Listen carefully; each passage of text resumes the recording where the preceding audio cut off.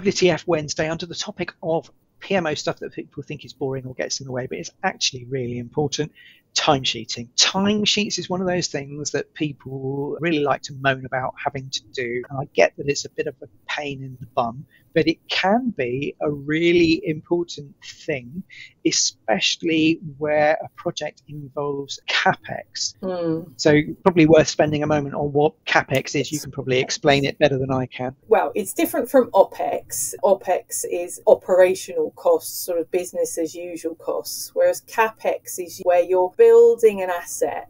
You want to be able to capitalize the expenditure that takes place on that asset. If you take an example of like building some software, particularly in the development phase and the delivery phase of that software project, you would have a capitalizable asset at the end of it. So in noddy terms then, that people with my level of intellect can understand, the way that I like to think of it is that CapEx is like if you're making a sausage machine, which you're going to be able to use for 10 years, say, to make sausages, then you probably as an organization want to spread the cost of that sausage machine over the 10 years that you're going to be using it. So that's your asset, and the depreciation is the spreading of the cost. But going back to the OpEx, that would be for the things that you're going to put in the sausages, the catering for the sausages, paying the salaries of the people that turn the handle to operate the sausage machine. Yeah, so that's the stuff that goes into the cost of each sausage, the product that you're making. And this kind of idea of CapEx and depreciation, I think of it as a bit like an internal buy now, pay later scheme, in that you're paying for something now, but you're writing off the cost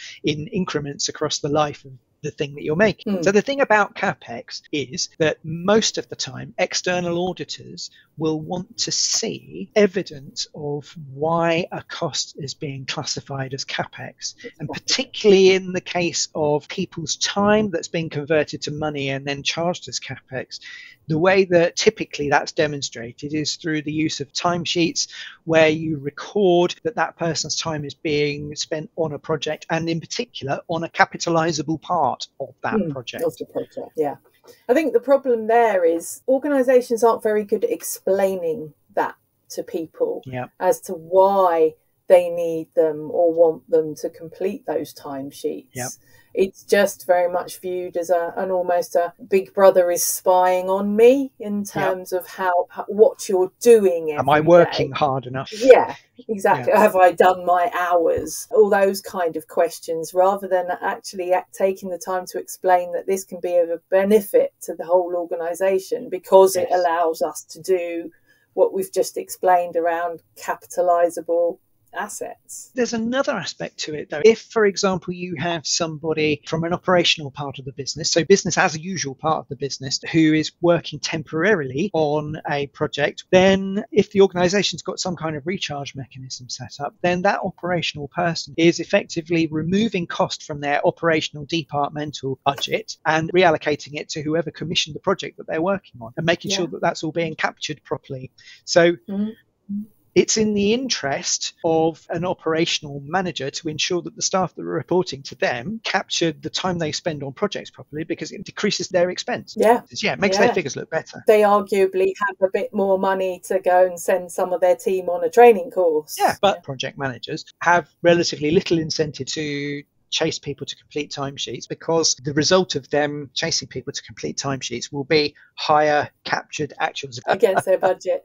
I tell you what though, the ones that you find are the most proficient at completing timesheets tend to be IT departments. They do tend to have more internal recharge models in place, so everyone draws on IT, so IT needs to be able to recharge their time back across the organisation. But also because of the nature of IT work, where you're building stuff or developing stuff, there's more of a mindset there of recording how much time you spend doing it. I think it's partly down to the tools that are used in IT departments. They often have a timesheeting function built in.